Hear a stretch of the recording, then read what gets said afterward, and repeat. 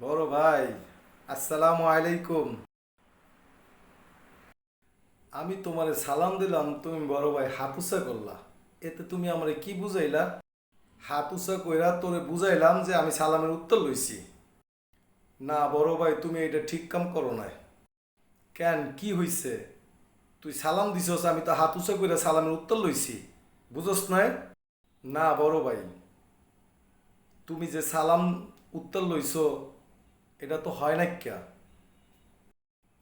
কেমনে সালামের উত্তর লওয়ান লাগবো? বুঝাইয়া কো আমারে। হুনো তাইলে বড় ভাই, আমি যখন তোমারে সালাম দিমু, তুমি সুন্দর কইরা যখন কমু আসসালামু আলাইকুম, তুমি সুন্দর করে কইবা ওয়ালাইকুম আসসালাম। বুঝবার পারছো? সালাম দেওয়া হইলো সুন্নাত, আর সালামের উত্তর দেওয়া হইলো অজিব।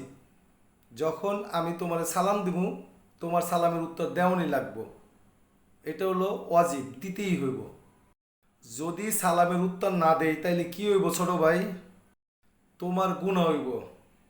তাই যখন তোমারে কেউ সালাম দিব, তুমি সালামের উত্তর অবশ্যই দিবা। ঠিক আছে?